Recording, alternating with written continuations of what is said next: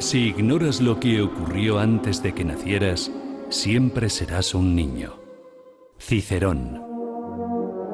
Una hora con la historia. Un nuevo enfoque del pasado deshaciendo mitos. Con Pío Moa y Rafael Núñez Huesca. Aquí, en Radio Inter. Buenas noches y bienvenidos a un programa más de Una hora con la historia. Hoy es sábado 27 de octubre de 2018. Les habla Rafael Núñez Huesca y les hablará también don Pío Moa. Pío, buenas noches. Hola, buenas noches. Don Pío, tenemos hoy un programa dedicado, según me decía usted, a la caída de Constantinopla. Sin embargo, entiendo que esto va inserto en ese proceso de la Reconquista del que venimos hablando en los últimos programas. Obviamente, está en la Reconquista porque uno de los problemas que tiene la historiografía española es que suele ser bastante provinciana. Entonces explica la historia de España como si no tuviera relación con lo que pasaba afuera. Y la relación es muy intensa. Pues y aquí vamos a verlo. Vamos a ver cuál es esa relación entre la caída de Constantinopla y nuestro proceso de Reconquista. Además, creo que el editorial, que saben ustedes que precede a lo nuclear de nuestra sesión, durante todos los programas que hacemos, tiene que ver con los avances en la historia. Sí, es en relación a un libro que ha sacado el profesor Moradiellos, que es con el que tuve algunas polémicas y que es especialista en la guerra civil y demás, ¿no? Este profesor ha publicado Franco, Anatomía de un dictador, así lo titula, ¿no? El título ya es algo absurdo, ¿no? Dictadores hay y habrá de mil clases, pero el caso de Franco no responde a ningún estereotipo, es muy particular, ¿no? Eso sería como decir Blair, o sea, Tony Blair, Autonomía de un demócrata, o De Gaulle, Anatomía de un general. No, son títulos sin sentido, ¿no? Aparte de que sería el franquismo, Anatomía del franquismo. A un señor no lo vas a diseccionar, ¿no? Don Pío, este Moradiellos es el que vendía libros anunciándose como contra las mentiras de Pío Moa. Sí, pero él mismo ha dicho que eso fue una cosa que metió la editorial sin su permiso. O sea que tampoco hay que hacer sangre de ello, ¿no? Pues, porque además no desmentía nada, ¿no? Bueno, en fin, este Moradiellos pues ya había escrito una crónica de un caudillo casi olvidado, confundiendo ya sus deseos con la realidad, porque Franco y su régimen no han cesado de suscitar bibliografía y además presencia política desde que murió. Aquella crónica, como otros libros suyos sobre el tema o la guerra civil, pues la verdad es que era una sarta de disparates. Pero este último, Anatomía de un dictador, parece mejor. Si juzgamos por la entrevista que le hace un periodista tanto ignorante, un periodista del ABC, que es un periódico que le debe todo a Franco, pero que desde Ansón juega a hacerse el antifranquista duro, ¿no? Trato este hecho así de irrisorio pues en los mitos del franquismo, ¿no? Ansón y Cebrián como los grandes promotores de este antifranquismo de pandereta. Bueno, digamos de entrada que en estos 40 años la bibliografía sobre Franco y su régimen ha sido en su inmensa mayoría pues antifranquista y además antifranquista militante. Y esto ya de por sí solo señala la enorme importancia histórica del personaje, que es una importancia que niegan puerilmente los mismos que se obsesionan con él. Es una bibliografía, hay que decirlo, increíblemente estúpida por sus contradicciones y por sus incoherencias. O sea, con el tiempo Moradiellos ha ido mejorando y señala en el ABC: es absurdo decir que era tonto, que no tenía ideas políticas. Cierto, venció militar y políticamente a todos sus enemigos durante 40 años, pero la bibliografía al uso, empezando por Preston y siguiendo por el propio Moradiellos hasta hace algún tiempo, pues lo presenta como prácticamente un idiota semi-analfabeto y como inteligentes e ilustrados a sus enemigos, sobre todo a Negrín, a quien Moradiellos ha dedicado también una hagiografía recomendada. El País la recomendaba como a Negrín como ciencia más democracia, nada menos. En fin. Esta entrevista a la que se está refiriendo usted también la leí yo el otro día y me llamó mucho la atención. Sí. Pues eso, no se desdecía completamente, pero matizaba muchísimo. Muchísimo, todo lo que venía muchísimo, es una mejora, ¿no? La verdad es que nada es increíble cuando no se mete en esa literatura antifranquista, ¿no? Bueno, pues a continuación ya desbarra Moradiellos, porque según él la idea política de Franco era el mando militar. Y ello a pesar de que el ejército, salvo en los años de mayor peligro, pues quedó siempre en segundo plano, sin apenas intervención política y sin grandes presupuestos en el franquismo. En cuanto a la inspiración de Franco en Menéndez Pelayo y en el catolicismo, es cierta, y en cierto modo sería la causa de la ruina del franquismo después del Vaticano II. Eso también es verdad. Bueno, otro error de Moradiellos es hablar del puente aéreo desde el 6 de agosto del 36, que permitió salvar la desesperada situación de los nacionales al comienzo de la guerra y además se permite atribuirlo implícitamente a los alemanes.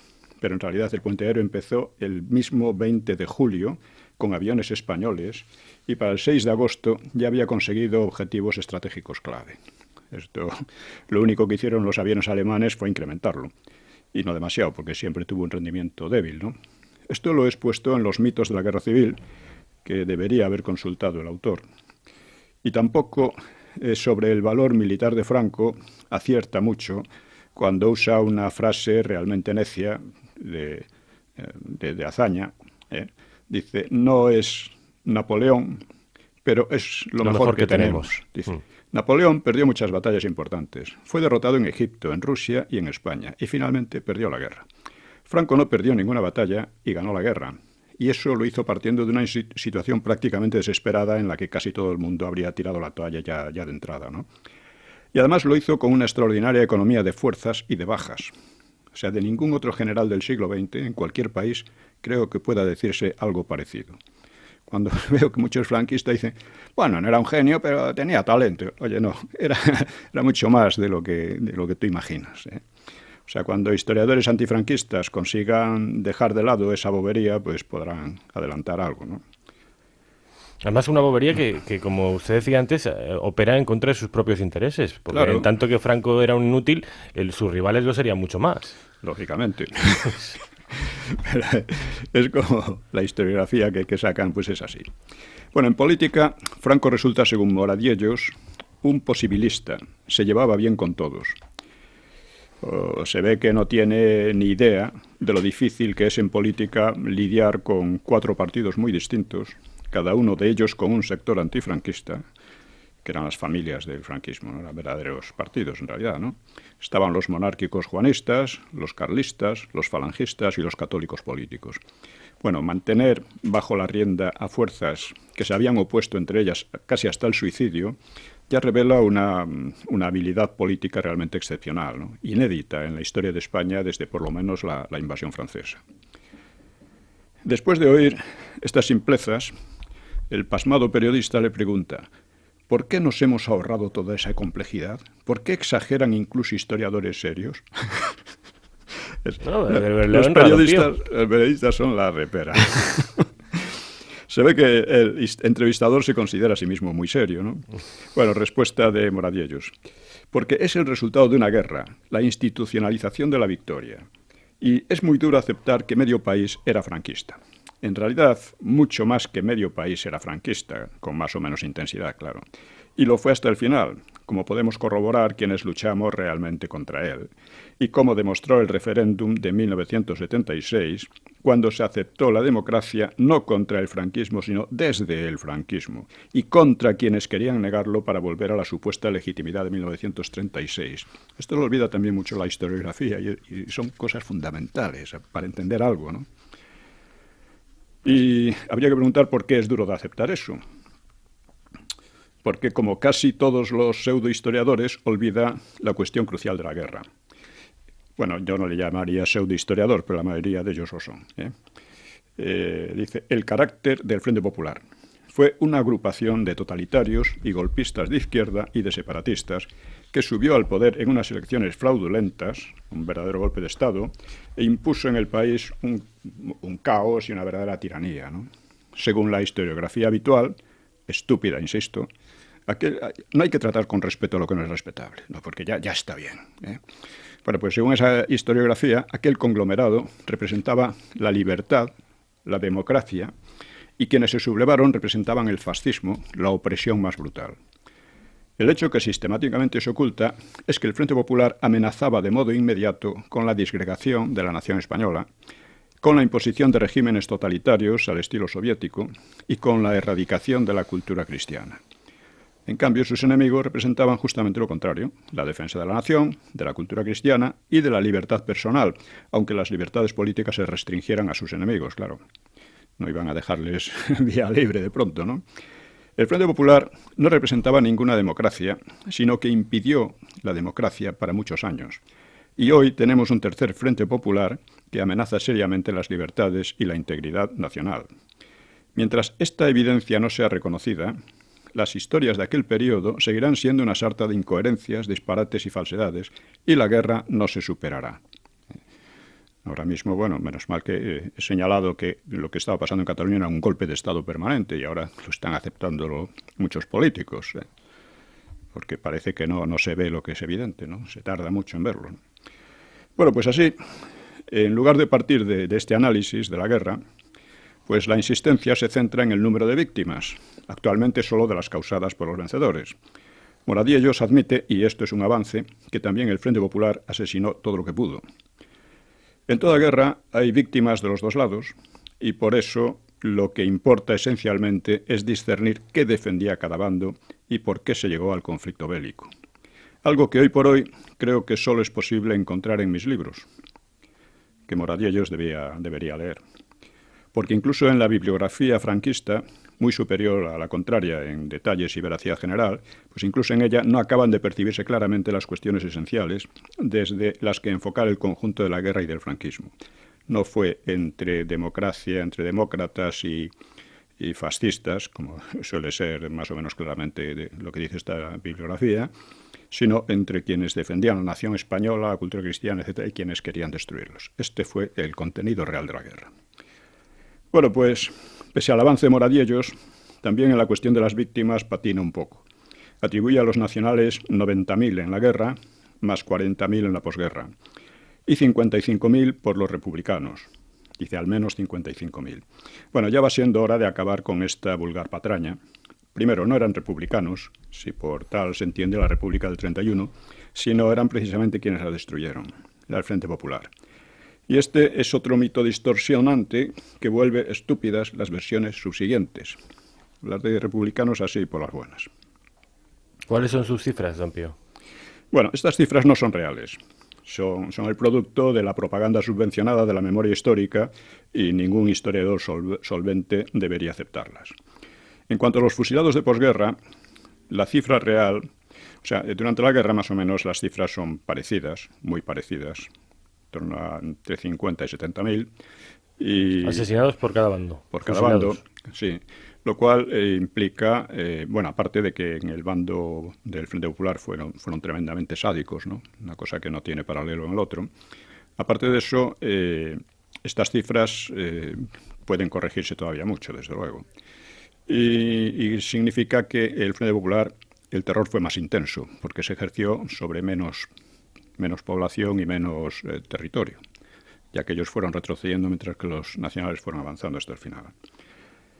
Y luego la cifra real de los fusilados de posguerra creo que pronto se establecerá en menos de la mitad de las que indica Moradiellos. Se trató además, y esto es lo esencial, se trató además de asesinos, torturadores y ladrones de las checas y similares que fueron juzgados y ajusticiados. Pero aquí lo significativo es que los gobiernos actuales, incluido el del PP, los considera víctimas del franquismo, con lo cual se identifica con esos criminales. Al considerar víctimas a los asesinos, usted se está identificando con el asesino. Esto es así. Y esto es lo importante de toda esta campaña indecente que estamos sufriendo respecto de esto, ¿no? Porque fueron juzgados y con justicia. Realmente los crímenes del Frente Popular fueron terribles, no solo cuantitativamente, sino cualitativamente. Eso sin contar que el terror lo ejercieron también entre ellos mismos. Entre ellos mismos se masacraron. Bueno, dice también Moradiellos que el mayor enemigo de Franco fue la ETA. Pues no. El mayor y casi único, hasta finales de los años 60, fue el Partido Comunista. Y luego siguió siéndolo, claro. Y el enemigo más peligroso fue la Iglesia después del Vaticano II, porque no hubo solo no solo se contentó con disociarse del régimen, cosa que podría admitirse tranquilamente, sino que sectores importantes de la Iglesia, bueno, primero simplemente al disociarse ya vació de ideología al régimen, lo dejó sin futuro, ¿no? Pero es que además partes de ella empezaron a proteger y estimular tanto a la ETA como a los comunistas y los separatistas, es decir, a quienes casi la habían exterminado durante la guerra. Este es un fenómeno asombroso, que lo he tratado en diversos libros, pero que a Moradiellos y a la mayoría de los historiadores parece no decirles nada. Pues es algo a estudiar, porque es muy importante. En fin, por no extenderme, termino con el Valle de los Caídos, haciendo como que no se entera de que la profanación de la tumba de Franco es una deliberada humillación y descrédito a la Iglesia, a la que el caudillo salvó del exterminio, y a la monarquía que él volvió a traer, pues Moradiellos afirma que hay razones para que no esté en el Valle de los Caídos, porque no es un caído en la guerra. Esto se trata de la típica insidia de los profanadores, ¿no? En el Valle de los Caídos hay tumbas de personas no caídas en la guerra, monjes que han vivido allí mucho tiempo, por ejemplo, ¿no? Pero además el monumento es una creación de Franco. Es una invitación a la reconciliación que no aceptan los que se identifican precisamente con los criminales juzgados en la posguerra. Claro, en la posguerra es indudable que cayeron algunos inocentes, pero la gran mayoría no eran nada inocentes. Porque además el problema cuando hablan víctimas del franquismo tendrían que decir víctimas del PSOE o víctimas del Frente Popular, porque los jefes de estos partidos, en particular del PSOE, se huyeron, literalmente escaparon, llevándose de España enormes tesoros que habían robado a todo el mundo y dejando a los sicarios, a la gente que se había comprometido más en estas acciones, que se apañaran como pudieran. ¿De quién son víctimas estos? Pues hay que decirlo así, ¿no? Así que digo que si en algún sitio tiene que estar la tumba de Franco es precisamente allí. En suma, Moradiellos ha avanzado considerablemente sobre sus enfoques antiguos, pero aún le falta bastante. Él mismo dice: yo mismo veo de manera diferente la guerra o a Franco que hace 20 años, y sé que dentro de otros 20 cambiaré mis apreciaciones. Bueno, esperemos que no tarde tanto.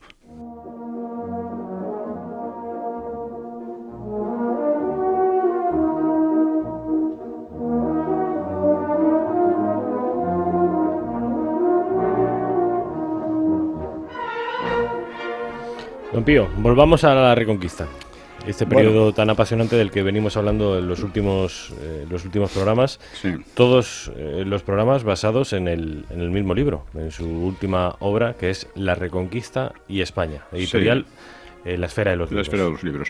Es un libro porque, claro, los ataques a la Reconquista, que son sistemáticos, y que en la Reconquista es un hecho evidente.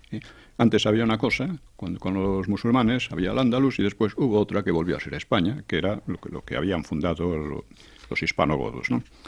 Bueno, pues esta evidencia, que es evidentísima, ¿no? Es que no tiene vuelta de hoja, pues se niega en la universidad, lo niegan.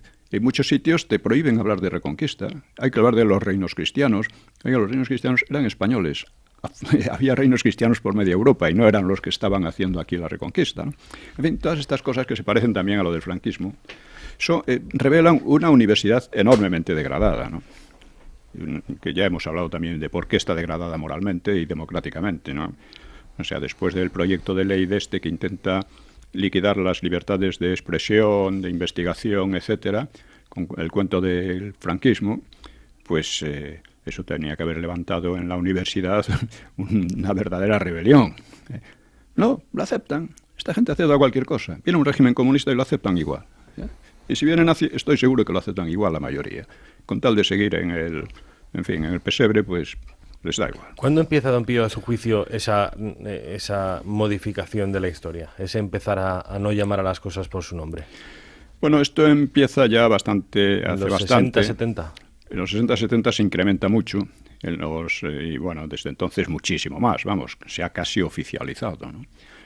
Pero viene incluso atrás. Américo Castro, pues, con sus historias peregrinas sobre las tres culturas y demás, pues... Sí, pero nunca fue hegemónico.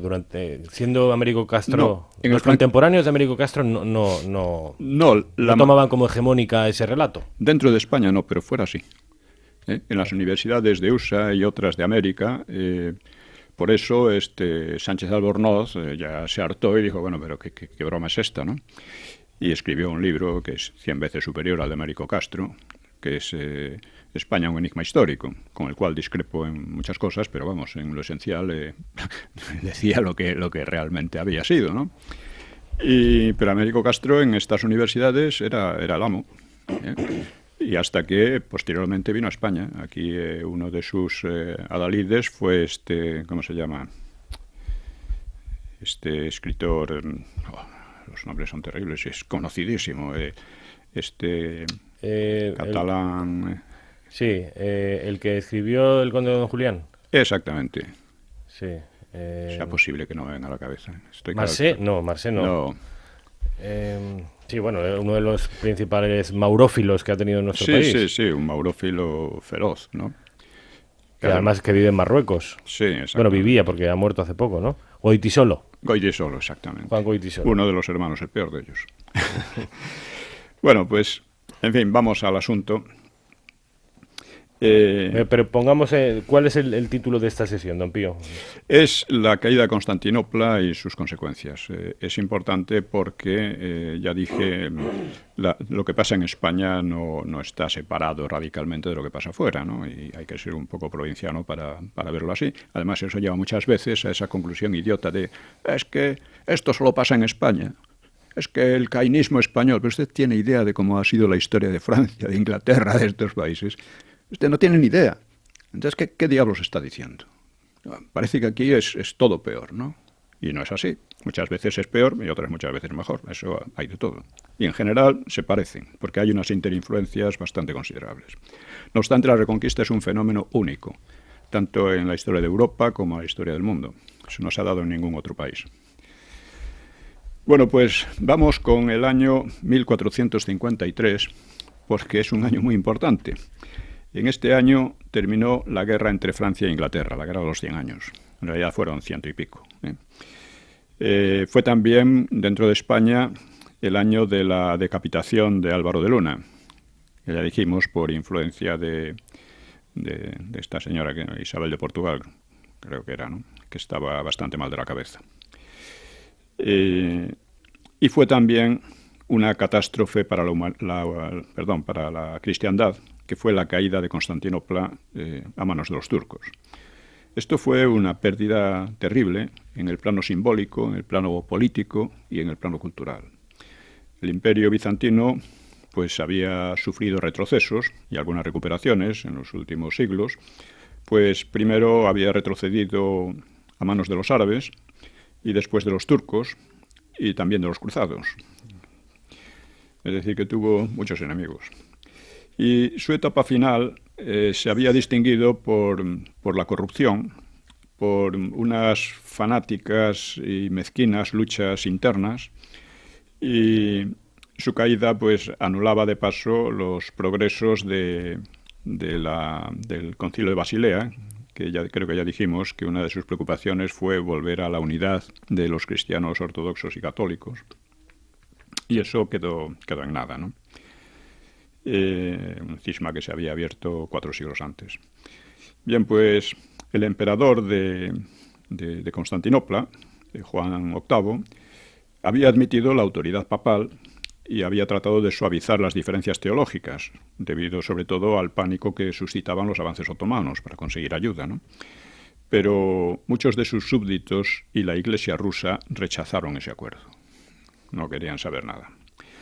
Como se recordará, a principios de siglo los mongoles de Tamerlán pues habían infligido una tremenda derrota al otomano Bayaceto en Ankara o Ankara, y el castellano Enrique el Doliente había intentado en vano salvar a Constantinopla mediante un pacto con los mongoles. La derrota de Bayaceto pues solo alargó unas décadas la agonía bizantina. Los turcos se habían distraído a continuación, o sea, después de esta, pues en contiendas civiles entre ellos, y con venecianos, con serbios y otros, hasta que en 1452 el sultán Mehmed el Conquistador pues pudo concentrar sus fuerzas contra el último resto del Imperio bizantino de Oriente, que era la propia ciudad de Constantinopla, ¿no? Que solo tenía 50.000 habitantes. O sea, no era solo una sombra del pasado. Durante muchísimo tiempo había sido la ciudad más rica, más populosa de Europa y de Oriente Próximo, con hasta 500.000 habitantes. se considera. Bueno, pues Mehmed cortó el suministro a la ciudad y cuando pensó que los defensores estaban bastante debilitados, la asaltó y la tomó después de un mes y medio de combates muy sañudos. La gran Basílica de Santa Sofía, una de las joyas arquitectónicas de Europa, pues fue transformada en mezquita y la ciudad pasó a conocerse como Estambul entre los vencedores. Aunque el nombre de Estambul no se oficializaría, creo que hasta entrado el siglo XX. Así llegaba a su fin el último resto del gran imperio construido por Roma, 16 siglos antes. Irónicamente, Mehmed se tituló emperador romano, como los bizantinos. La Europa católica había sido incapaz de hacer algo efectivo para impedir el desastre. Bueno, pues la victoria turca iba a tener enormes y en parte inesperadas consecuencias. La primera fue la interrupción del comercio europeo con la India y con China, de donde llegaban, entre otras cosas, pues las preciadas especias que condimentaban los alimentos de las familias pudientes y que terminarían dando lugar a las grandes expediciones, incluido el descubrimiento de América, en gran medida, ¿no? Viene de ahí, de la búsqueda de otras rutas, ¿no? Ciudades italianas como Venecia y Florencia, en cambio, pues se apresuraron a reconocer al nuevo emperador romano, o sea, al sultán, para retener sus privilegios comerciales en lo posible, y en parte lo consiguieron. Y años después, pues los portugueses accedieron a la fuente de aquellos tráficos, pues rodeando África por mar. Es decir, las consecuencias económicas y tal fueron extraordinarias. Bueno, pues también finalizó la era de las cruzadas, porque los papas hicieron llamamientos a una cruzada para salvar Constantinopla, pero fue en vano, ¿no? Los húngaros y los polacos habían sido derrotados por los turcos unos años antes, en 1444, en Varna, y la empresa les parecía a todos demasiado difícil, y además otros estados cristianos tenían intereses diversos y pensaban que el problema no les afectaba por la lejanía, ¿no? Como Inglaterra, Francia y tal, tampoco decían, bueno, que se apañen como puedan, ¿no? Otra consecuencia de gran calado fue el paso de la religión ortodoxa a Moscú. Después de que los mongoles aniquilaron a Kiev en el siglo XIII, pues Moscú se había reforzado, aunque siguió tributando a la Horda Dorada, que seguían siendo mongoles, ¿no? Turco-mongoles. Y en 1380 los moscovitas derrotaron a los tártaros en Kulikovo, una batalla importante, aunque siguieron vasallos de la Horda, ¿no? El vasallaje no se rompió hasta algo más tarde. Bueno, pues al caer Constantinopla, el Papa Pablo II tentó al gran príncipe de Moscovia, se titulaba así, Iván III, le tentó con la gloria de recuperarla, ¿no? Y el emperador Federico III ofreció coronarle rey. Pero Iván replicó que era soberano por la gracia de Dios y no precisaba que le otorgasen ningún título. En realidad no deseaba recuperar Constantinopla, ¿no? Sino que quiso interpretar su caída como un castigo divino por haberse reconciliado con el papado. Entonces Moscú era la que mantenía la ortodoxia de los ortodoxos. Además defendió la idea de Moscú como tercera y definitiva Roma. Esto fue una idea de un monje, pero que quedó como una especie de idea simbólica muy general, política o religiosa, ¿no? Es decir, había habido tres Romas, Roma, Constantinopla, y ahora pasaba a Moscú como el centro de la verdadera fe, con derechos universales, y que esto revela también el prestigio que había retenido la ciudad eterna, o sea, Roma, ya cuando se intentó también en el centro de Europa el Sacro Imperio. Todos querían ser Roma. Todos querían ser Roma. Es extraordinario la influencia psicológica y moral y también política de prestigio imperecedero. Sí. Incluso creo que zar es una modificación de César, ¿no? De César, sí. Igual que Kaiser. Kaiser también. También, sí. ¿Y caudillo quizá también? No, caudillo no. Caudillo es una expresión de... No sé dónde viene exactamente, ¿no? Pero es una expresión típica española. Ah, es española. Sí. Bueno, pues no sé dónde viene exactamente, es interesante verlo, ¿no? Bueno, pues y además, como vemos, el propio turco Mehmed se tituló heredero de Roma, emperador de Roma, ¿no? Es algo extraordinario, ¿no? Bueno, pues Iván III se dedicó a ampliar el territorio de Moscú hasta triplicarlo en lucha con otros estados rusos como Nóvgorod, así como con Polonia, Lituania y Suecia, y estableció el sistema expansivo, un sistema muy expansivo y muy autocrático sobre los habitantes, incluido sobre la aristocracia boyarda, la aristocracia allí, que caracterizaría a Rusia en lo sucesivo. El zar tendría una autoridad enorme, no solo sobre los súbditos en general, los siervos en su gran mayoría, ¿no? Unos siervos que vivían en condiciones mucho peor que los siervos en Europa occidental, sino también sobre la aristocracia, ¿no? Los nobles, ¿no? La oligarquía nobiliaria. Esto lo explicaría Iván IV el Terrible en una carta a Isabel I de Inglaterra, diciendo: si el poder nos viene de Dios, todos los demás son nuestros súbditos, sea cual sea su grado, sino que poder viene de Dios ni de nada, es que viene de los otros, ¿no? Por cierto que más o menos eso en Inglaterra llegó a calar, y eso motivó al español Francisco Suárez a un libro en que exponía que sí, el poder viene de Dios, pero es a través del pueblo, lo cual habría... Bueno, ese libro fue muy influyente en Europa, fue quemado en Francia y en Inglaterra, lógicamente, pero fue muy influyente en el desarrollo de las doctrinas democráticas, aunque él no era demócrata, consideraba que la democracia era un mal sistema, pero un sistema permitido en principio por el principio de que el poder viene de Dios. Francisco Suárez. Sí. De la escuela de Salamanca, que tanta importancia tuvo en el pensamiento, ¿no? Bueno, otra consecuencia de máximo relieve en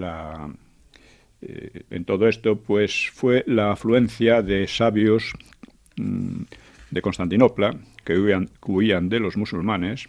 Recordemos que en España pasó algo parecido, o sea, en la escuela de Carlomagno, fundada por Carlomagno, hubo varios españoles que tuvieron una importancia enorme, ¿no? Aunque el principal fue un inglés.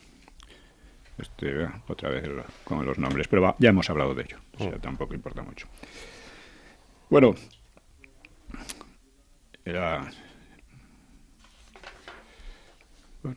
pues ahora no me acuerdo. Precisamente quería formar en Aquisgrán una nueva Atenas, mejorada por la religión católica, cristiana, era católica entonces todos. Bueno, pues esta emigración de sabios, que se llevaban consigo muchos textos clásicos, a Italia sobre todo, pues no olvidemos que gran parte de la literatura clásica romana y griega pues se perdió con las invasiones germánicas, y aunque se recuperó parte gracias al trabajo de los monjes, pero en Constantinopla había mucho más, retenía mucho más, lógicamente, ¿no?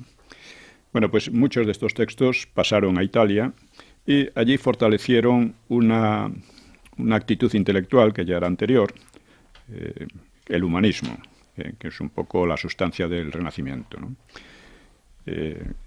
Hay que decir también que los mismos libros y sabios en Constantinopla no habían propiciado en Bizancio nada parecido al Renacimiento. Una cosa curiosa, como las mismas cosas ejercen efectos distintos en unos lugares y en otros, en unas situaciones y en otras, ¿no? Bueno, el nuevo espíritu nacía en la Italia de Petrarca, y la caída de Constantinopla lo que hizo fue vigorizarlo. Suele atribuirse al humanismo la dedicación al hombre, un antropocentrismo hasta cierto punto, por oposición a la preocupación medieval por Dios, teocentrismo. Esto es muy relativo, pero en buena medida fue así, ¿no? Pero hay que decir que el interés teológico siempre fue muy humano, o sea, no es algo ajeno al ser humano, y el románico y el gótico no habían sido por ello menos humanistas. O sea que son palabras un poco equívocas, ¿no? El posterior término humanismo, muy ideológico, como también lo es el Renacimiento, pues no lo reconocerían así los de su época. Esto son palabras que se inventaron más tarde, ¿no? Podría llamarse al movimiento clasicismo debido a su enorme afición al sustrato greco-romano, una afición que antes había sido más débil, pero nunca había desaparecido en Europa, más débil porque había menos textos, entre dos cosas, ¿no? Bueno, pues lo que cambió respecto del periodo anterior fue el enfoque, o sea, la actividad filosófico-teológica había sido la escolástica en sus versiones tomista y nominalista, ligadas a Platón y Aristóteles, y que trataban de reconciliar la razón con la fe, claro, básicamente, ¿no? Sus problemas eran problemas inagotables y no llegaban a una solución precisa, sino a interpretaciones contrarias incluso, pues terminaron llevando al cansancio y a la búsqueda de enfoques alternativos, como había ocurrido en la Grecia clásica, donde la tensión filosófica pues había descendido unos bastantes grados para concentrarse en la moral práctica de escuelas como la estoica o la epicúrea, ¿no? Bueno, pues algo parecido ocurrió en Europa en esa época. Se dejaron un poco de lado los grandes problemas filosóficos y se dejó de discutir la relación entre la razón y la fe, o por lo menos se discutió con menos intensidad, los problemas de los universales o la naturaleza divina, sino que se asumió, por fe también, que el hombre estaba hecho a imagen y semejanza de Dios y se fijó su atención en el estudio y cultivo de las cualidades puestas por Dios en su criatura, puestas por Dios en el hombre. Se dejaron aparte aquellas grandes, en parte divagaciones, en parte especulaciones, pero que fueron fundamentales en la cultura llamada medieval. Y lo que sigo, bueno, ya que hemos sido hechos a imagen y semejanza de Dios, vamos a preocuparnos de lo que podemos sacar de ese hecho, ¿eh? Bien, entre el clasicismo, o renacimiento, humanismo, como se quiera llamar, y la edad del románico y el gótico, hay menos ruptura que más bien un aumento del gusto por la cultura grecolatina. La cultura europea siempre tuvo sed de obras clásicas que era obstaculizada solo por el precario acceso a ellas, ¿no? Los libros eran carísimos, estaban en pocos sitios y se habían perdido muchísimos, ¿no?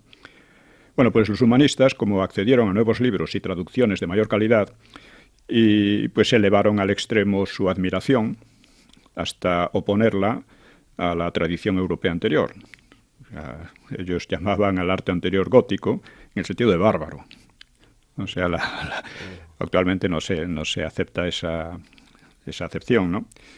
Pero más o menos decían que era un arte y un pensamiento y una forma de vivir oscura, y lo contrastaban con la luminosidad grecolatina, ¿no? Pero claro, desdeñar las catedrales góticas ya revela una soberbia que a su vez es un poco bárbara, ¿no? Porque no son inferiores a las catedrales góticas no son inferiores a las nuevas construcciones renacentistas, que son muy diferentes, pero decir que son mejores o peores es difícil, ¿no? Los siglos del románico y del gótico no tenían nada de bárbaros, ni intelectual ni artísticamente, y los humanistas o clasicistas, enraizados en la misma cultura cristiana, les debían mucho más que a la cultura pagana, a pesar de todo, ¿no? Desde luego, por supuesto, no volvió el paganismo, aunque algunos autores coquetearon con él, ¿no? Italia se hizo, ya lo dijimos, se hizo la líder intelectual de Europa, como lo había sido Francia, Borgoña en siglos anteriores.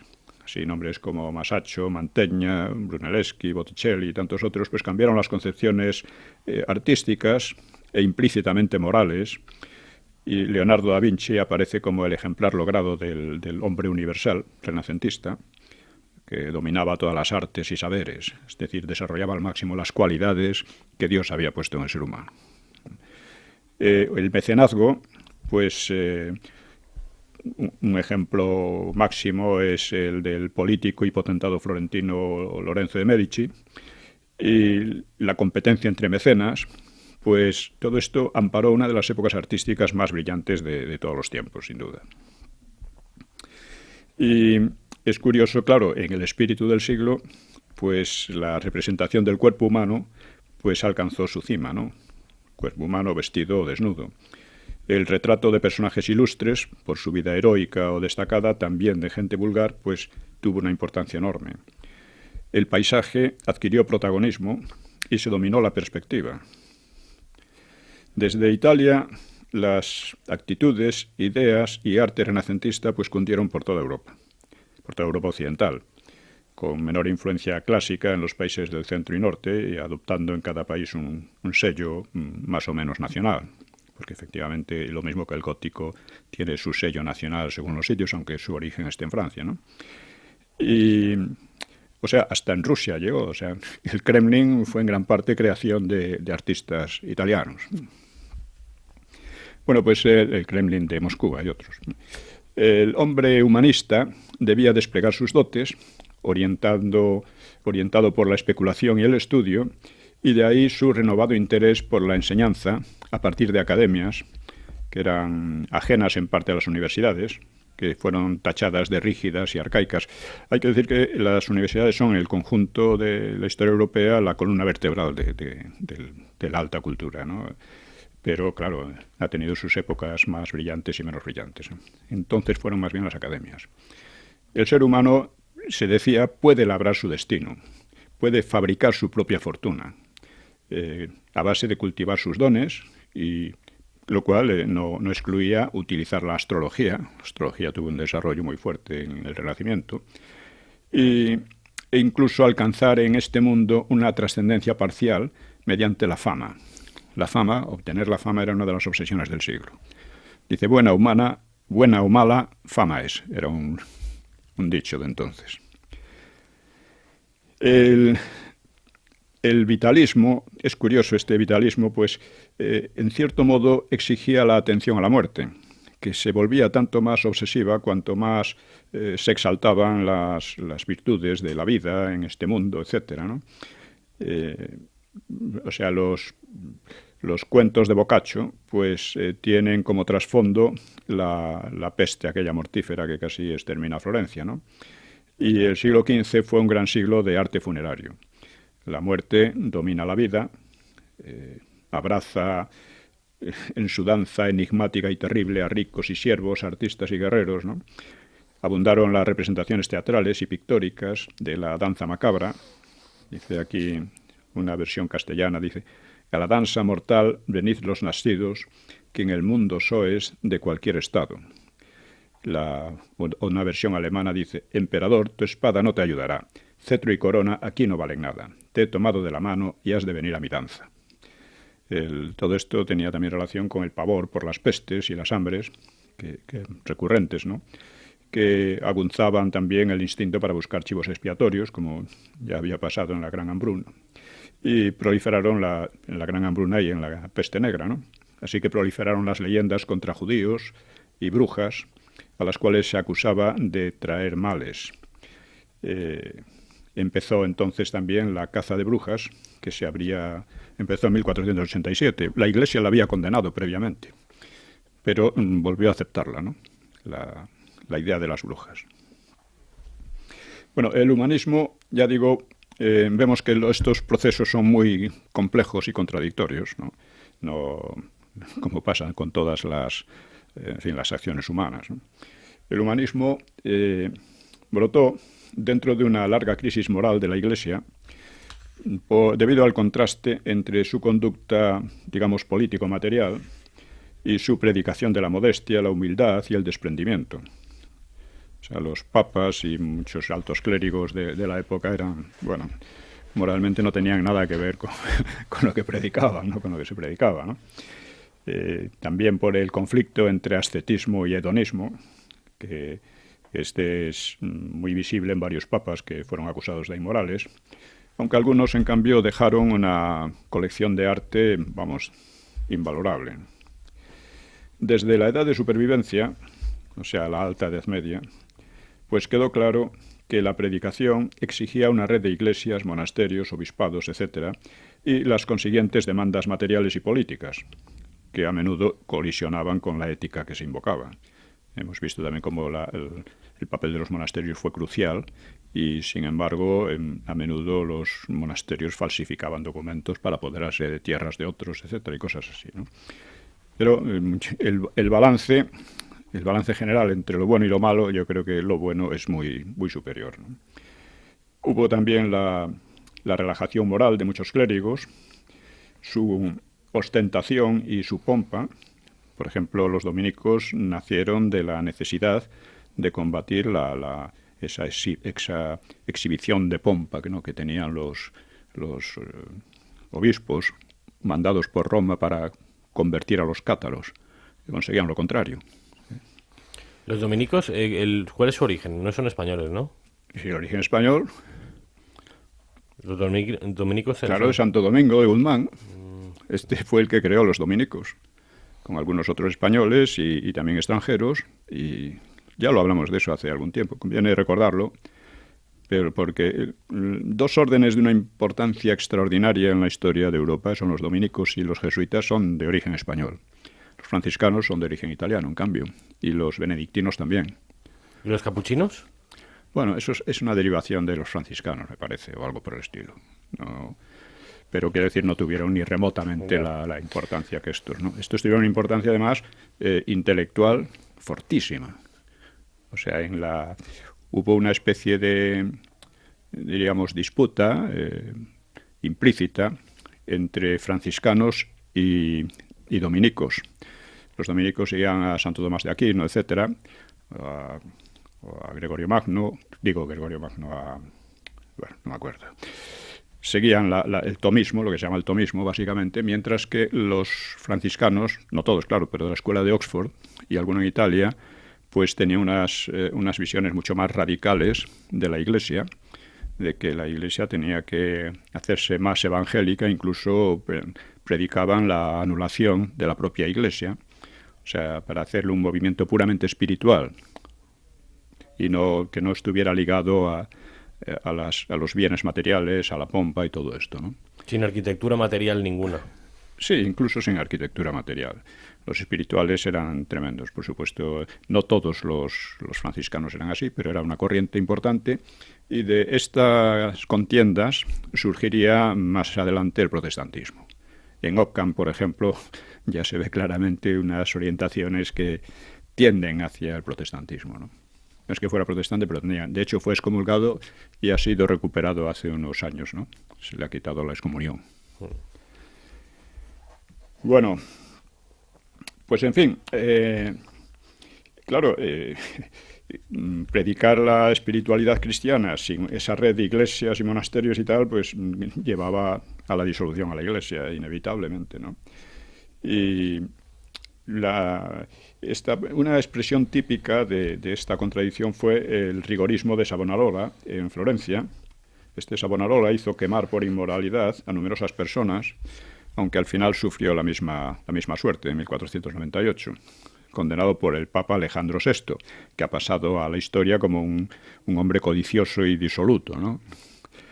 Bueno, otra manifestación del espíritu del siglo fue la llamada devotio moderna, que se hizo más íntima y menos ritual la religiosidad, que apartándola de las especulaciones filosófico-teológicas.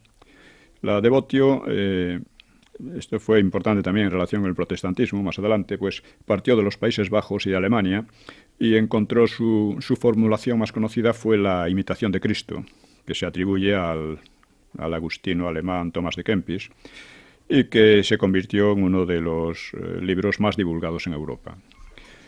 Preconizaba la renuncia a las vanidades, la vida activa y meditativa al mismo tiempo, pero sin ascesis innecesarias y sin una mística puramente espiritual. En la Iglesia siempre habían convivido, mejor o peor, pues movimientos contradictorios, tanto en la concepción de la religión y de la teología, como de la actitud práctica o de la política, pensamiento político, ¿no? Y la devotio influiría sobre los franciscanos y otras órdenes. El primer conjunto sistemático de ejercicios espirituales y meditaciones es el exercitatorio de la vida espiritual. Esto lo escribió García Jiménez de Cisneros, siendo abad de Montserrat, en castellano, claro. Hay en la devotio una raíz del posterior protestantismo y también de su contraria, de la orden jesuita. O sea, con esta actitud poco especulativa, más práctica y con cierta mística, pero la mística del fervor religioso, de volver a los orígenes. Esto ha sido siempre una tendencia que ha existido en la Iglesia, ¿no? Y en esta época también se produjo un invento que tendría la máxima importancia en la historia de Europa, por supuesto de España también, que fue la de la imprenta. Esto lo inventó un herrero alemán, que se llamaba Juan Gutenberg, hacia mediados del siglo, ¿no? Esto era algo nuevo. Parece que hay precedentes chinos. O sea, los chinos han inventado montones de cosas, pero llegaban o no llegaban aquí, ¿no? Los libros, entonces, con eso se difundieron con mucha mayor cantidad y a menor precio, porque antes, claro, las copias de los monjes pues eran de difícil acceso y de mucho valor, o sea, no se podían comprar, ¿no? Y con ello, pues muchísimas más personas aprendieron a leer y a escribir. Bueno, hay que decir que Gutenberg murió en la miseria, lo estafó un prestamista judío que intentó monopolizar el invento, pero a finales de siglo, fíjate, menos de 50 años, pues ya disponían de imprenta unas 250 ciudades europeas. O sea, hay que darse cuenta de lo que esto significó, ¿eh? Es un poco como Internet ahora, vamos a decir, ¿no? Una revolución. Sí, absoluta. Sí. En 1474 ya apareció en Valencia Obres et Trobes en la Ors de la Verge María, en valenciano. Es el primer libro impreso en España. La imprenta fue otra señal muy potente de un cambio crucial de época. Habíamos visto también como, por ejemplo, la minúscula carolingia fue también una revolución. En el sentido, permitió unificar la escritura y hacerla más inteligible, porque antes en cada sitio se escribía de una manera y muchas veces unos no podían entender otros, ¿no? Bueno, fue otra gran revolución que permitió ampliar la cultura de una manera extraordinaria, ¿no? Bueno, pues al terminar este siglo, estamos hablando del siglo XV, al terminar la edad de asentamiento, que dará lugar a la edad de expansión de Europa, pues la civilización europea era ya la más inquieta del mundo en todo, en religión, en pensamiento, en avances técnicos. O sea, aquella situación que se daba en España y en Europa, ¿no? En que al principio Al-Ándalus tenía una cultura, lo que llamamos la cultura de élite, la alta cultura, superior durante unos años, durante unos siglos, ¿no? Había quedado estancada, mientras que en Europa se estaba asistiendo a una expansión en todos los ámbitos. También se haría una expansión en el ámbito militar, aunque de momento eran los turcos los que llevaban la iniciativa y estaban amenazando al propio centro de Europa. Precisamente, lo veremos en alguna otra ocasión, el gran Valladar frente a los turcos fue España, igual que lo sería frente a los protestantes, frente a Inglaterra y frente a Francia. Y de ahí viene la leyenda negra. La leyenda negra porque no lo perdonan. Y ya el otro día dijimos que el ataque al franquismo, pues era en gran parte una manifestación de la leyenda negra. O sea, el franquismo de repente no participa en la Segunda Guerra Mundial, con lo cual consigue librar a una parte significativa de Europa de las atrocidades que se cometieron por todos los bandos entonces.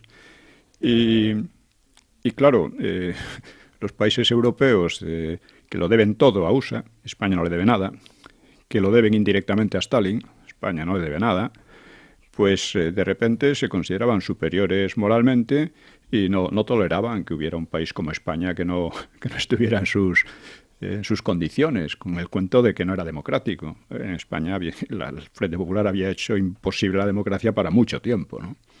Lo que pasa es que aquí no había habido guerra y, por lo tanto, la evolución había sido propia, intrínseca, no como en esos países que fue una evolución truncada por la guerra y que quedaron pues bajo la tutela una parte de USA y otra parte de Rusia, ¿no? La Unión Soviética. Esta situación revivificó la leyenda negra. Y como digo, los orígenes pueden estar, están, de hecho, aparte de lo que hizo Bartolomé de las Casas con sus infundios, pues están en la enemistad de Inglaterra, de Francia, de los protestantes, sobre todo.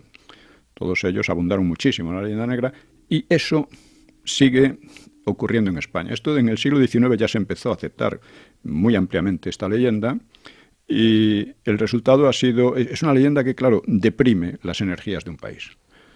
un país que está descontento de sí mismo, de su historia, que considera que ha sido una porquería, que cree además, porque no tiene ni idea, ¿no?, de que los otros países son una maravilla, pues es un país que está deprimido, no puede salir adelante, ¿no?